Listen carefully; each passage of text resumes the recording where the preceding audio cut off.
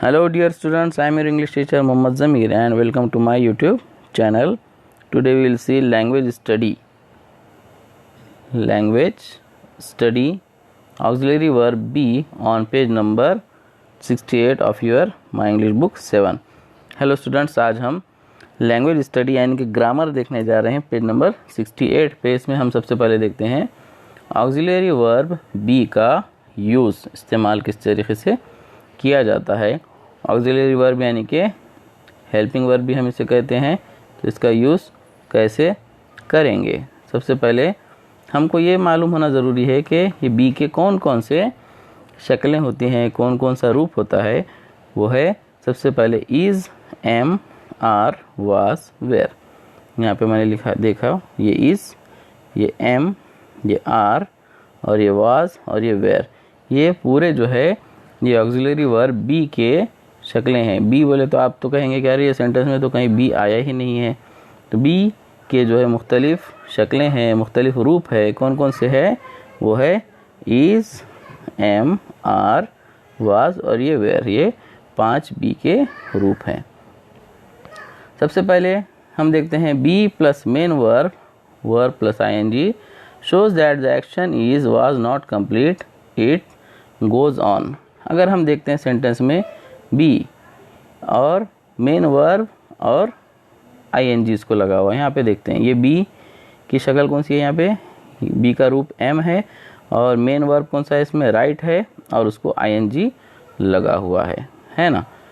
तो हम ये देख के हमको समझ में आता है कि it goes on, the action was not complete, यानी कि काम पूरा हुआ नहीं था। जैसा कि आई एम राइटिंग, मैं लिख रहा हूँ, लिखने का काम अभी चालू है, जारी है, ख़त्म हुआ क्या? नहीं हुआ है।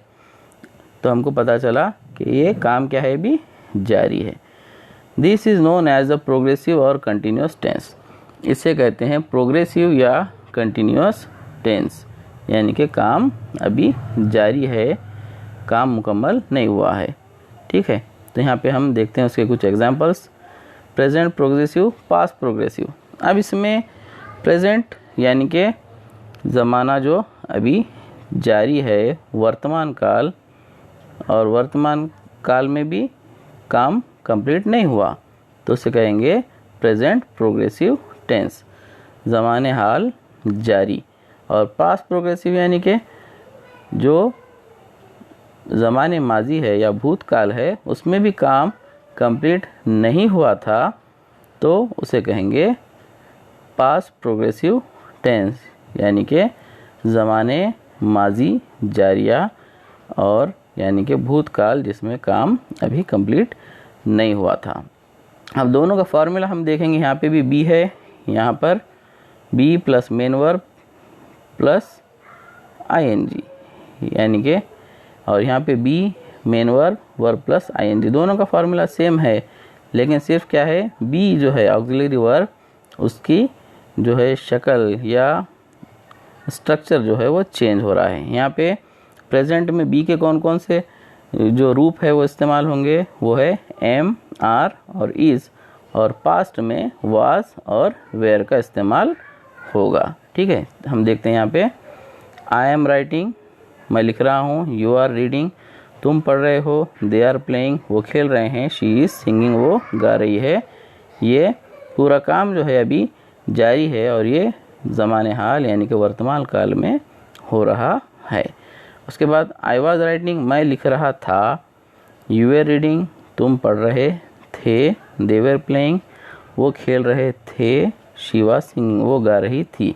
तो यहाँ पर पास्ट में जो है बी के कौन से रूप का, कौन सी शक्ल का इस्तेमाल हुआ है? वाज और वेयर का। और प्रेजेंट में एम और आर और इज़ का इस्तेमाल हुआ है। तो आपको समझ आया होगा किस तरीके से ऑक्सिलरी वर्ब बी के इस्तेमाल से हमको पास्ट और प्रेजेंट ये दोनों टेंस में किस तरीके से उसका इस्तेमाल होता है वो हम देखेंगे। अब आगे देखते हैं auxiliary verb have. Auxiliary verb have का इस्तेमाल। अब हैव के भी और 2 शक्लें हैं, एक है हैव, हैज़ और पास्ट में हैड। हमने देखे कि ऑक्सिलरी वर्ब के जो शक्लें थे वो प्रेजेंट में एम, आर और इज थे और पास्ट में वाज और वेयर थे। अब वैसे ही ऑक्सिलरी वर्ब हैव है, हैव का जो है यूज़ किस तरीके से होगा, प्रेजेंट में हैव और हैज़ का इस्तेमाल होगा और पास्ट में हैड का इस्तेमाल होगा। अब यहाँ पर हम प्रेजेंट प्रोग्रेसिव और पास्ट प्रोग्रेसिव में देखते हैं कि एम किसके साथ यूज़ होगा, एम आई के साथ यूज़ होगा। हमेशा आई रहा तो उसके साथ एम ही रहेगा कै में, प्रेजेंट में, और पास्ट में आई के साथ वाज यूज़ होगा। प्रेजेंट में यू के साथ आर इस्तेमाल होगा और पास्ट में यू के साथ वेयर, यानी कि second person, first person I, second person you. उसके बाद दे के साथ यहाँ पे प्रेजेंट में आर इस्तेमाल होगा और दे के साथ पास्ट में वेयर इस्तेमाल होगा। और शी या ही और इट, इसके साथ प्रेजेंट में इज इस्तेमाल होगा और ही शी इट के साथ पास्ट में वाज का हम यूज़ करेंगे। चलिए अब ऑक्सिलरी वर्ब हैव के बारे में देखते हैं। Have plus main verb plus ED और en shows that the action about which we are talking now is was complete। तो have के साथ मेन वर्ब और मेन वर्ब को ed या en लगा हुआ है तो हमको पता चलता है कि काम जो था, the action about which we are talking, जिसके बारे में हम बात कर रहे हैं, इज़ वाज कंप्लीट, वो कंप्लीट हो चुका है या हो चुका था। जैसा कि आई हैव सीन, ये सी का पास्ट फॉर्म सीन हो गया है। यहाँ पे हैव फार्मूला हम यहाँ देखते हैं प्रेजेंट परफेक्ट और पास्ट परफेक्ट में। फार्मूला यहाँ पे हैव या हैज़ आएगा, उसके साथ मेन वर्ब रहेगा और मेन वर्ब यानी कि वर्ब के साथ ईडी या ईएन रहेगा। और पास्ट परफेक्ट टेंस में हैड रहेगा, उसके साथ मेन वर्ब रहेगा, मेन वर्ब यानी कि वर्ब के साथ ईडी या ईएन रहेगा। यहाँ पे सिर्फ एक चेंज है, यहाँ पे हैव या हैज़ इस्तेमाल होगा प्रेजेंट परफेक्ट में और पास्ट परफेक्ट में हैड का इस्तेमाल होगा। जैसा कि I have seen the film, ये हैव आया है यहाँ पे और जो मेन वर्ब है सी, उसके साथ ईएन लग गया है, ये सीन बन गया है, I have seen the film. उसके बाद he has pass the examination, यहाँ पे हैज़ इस्तेमाल हुआ है और उसके साथ मेन वर्ब जो पास है उसको ईडी लगा है, पास्ड बना है, द एग्जामिनेशन। मैं फिल्म देख चुका हूँ, मैं एग्ज़ाम पास कर चुका हूँ। दे हैव गॉन बैक, वो वापस जा चुके हैं, ये हैव यहाँ पे इस्तेमाल हुआ है और ये गो का पास्ट फॉर्म गॉन यहाँ पे इस्तेमाल हुआ है। यहाँ पे ईएन मतलब यहाँ पे इस तरीके से आगे पीछे लगा है, गॉन बैक। ठीक है, अब पास्ट परफेक्ट में, अब ये मतलब ये अभी अभी हुआ है और काम कंप्लीट हो चुका है। अब पास्ट परफेक्ट यानी कि ये काम भी कंप्लीट हो चुका है लेकिन होके इसको काफ़ी ज़्यादा टाइम हो गया है, तो यहाँ पर हैड इस्तेमाल हम करते हैं। Had, I had seen the film, मैं फिल्म देख चुका था, मैं फिल्म देख चुका था। तो यहाँ पे सी हैड है यहाँ पे और उसके साथ मेन वर्ब के साथ ईडी या ईएन यहाँ पे लगा है, सी के साथ सीन बन गया। He had pass the examination, वो एग्ज़ाम पास कर चुका था, यहाँ पे हैड है और पास जो था उसको ईडी लगा है मेन वर्ब को। उसके बाद last, they had gone back, वो जा चुके थे, दे हैड है यहाँ पर और मेन वर्ब गो को गॉन बन गया है बैक।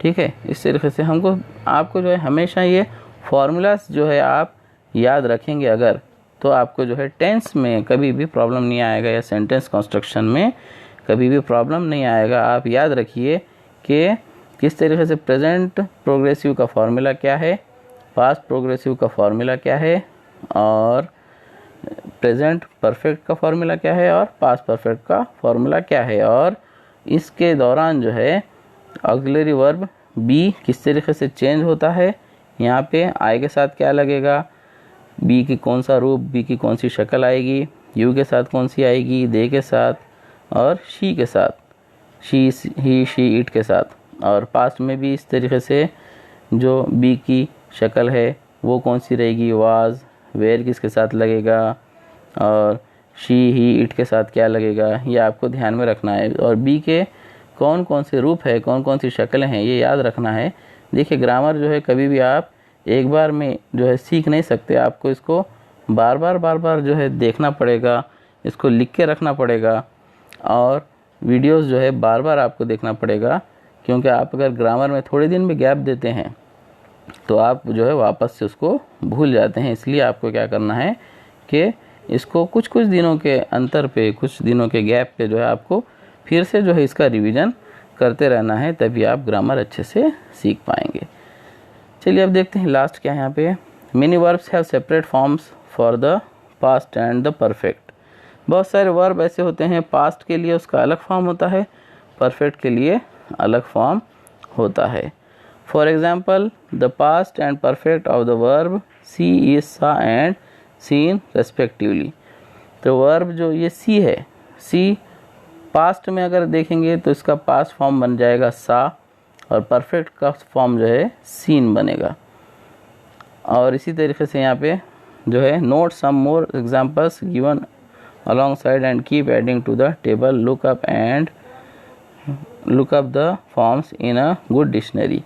तो यहाँ पर एक टेबल दिया गया है कि वर्ब जो है, जैसा कि यहाँ पे gone, ये कै का पास्ट फॉर्म है, ये गो का, और ये परफेक्ट फॉर्म है। सबसे पहले आएगा गो, गो ये रहेगा मेन वर्ब। उसके बाद पास्ट में गो का कौन सा फॉर्म बन जाएगा, वेंट बन जाएगा। पास्ट में गो की जगह हम क्या करेंगे, यहाँ पे वेंट इस्तेमाल करेंगे। और पास्ट परफेक्ट में क्या इस्तेमाल करेंगे, गॉन। इस तरीके से तो ये टेबल दिया गया है, ऐसे वर्ब्स है जिसका जो है पास्ट फॉर्म अलग होता है और पास्ट परफेक्ट फॉर्म में भी उसकी जो है शक्ल या रूप उसका चेंज हो जाता है। जैसा कि सी पास्ट में सा और परफेक्ट में सीन, डू पास्ट में डिड, परफेक्ट में डन, गो पास्ट में वेंट, परफेक्ट में गॉन, राइट पास्ट जब हम लिखेंगे तब रोट और परफेक्ट में रिटर्न, सिंग पास्ट में सैंग, परफेक्ट में संग। इस तरीके से आपको क्या करना है, और भी जैसे आपको मिलते जाएंगे, ये टेबल आपको लिख लेना है और साथ में उसमें नीचे जगह रखना है बहुत सारी, पूरा पेज या 2-3 पेज। और जैसे जैसे आपको नए नए ये वर्ब उसके पास्ट फॉर्म और पास्ट परफेक्ट फॉर्म मिलते जाएंगे, आपको उसमें ऐड करते रहना है। अब लास्ट देखते हैं हम TOW 2 minutes of oral work. आपको क्या करना है, try to think as many words ending with in ING as possible with in 2 minutes. 2 minutes में ज़्यादा से ज़्यादा ऐसे वर्ड्स आपको सोचना है जिसके लास्ट में क्या आता है, ING आता है। Number 2, select any 10 of the words ending in ING that you have come up with. कोई 10 वर्ड्स जिसके लास्ट में ING आता है वो आपको सेलेक्ट करना है उसमें से। Try to make a meaningful sentence using 1 or more of them. उसमें से एक या उससे ज़्यादा का यूज़ करके हर एक के लिए आपको एक सेंटेंस बनाना है। Till you have a sentence for all 10 words. तो पूरे 10 वर्ड्स के लिए आपको क्या करना है, एक एक सेंटेंस बनाना है। जैसा कि I am going, she is playing, we are dancing, है ना, कोई मुश्किल नहीं है, बहुत आसान है। डू इट विथ 2 मिनट्स, आपको 2 ही मिनट में करना है, ये ज़्यादा टाइम आपके लिए नहीं है। राइट डाउन द सेंटेंसेस, मतलब आपको 10 मिनट में, ये 2 मिनट में 10 सेंटेंस लिखना है। ये जो है आपको एक्टिविटी घर पे खेलना है, ठीक है। तो आज हमने ये ऑक्सिलरी वर्ब बी और ऑक्सिलरी वर्ब हैव, ये दोनों देखे। होपफुली आपको ये समझ आया होगा। आगे का टॉपिक हम नेक्स्ट वीडियो में देखेंगे। Thank you very much.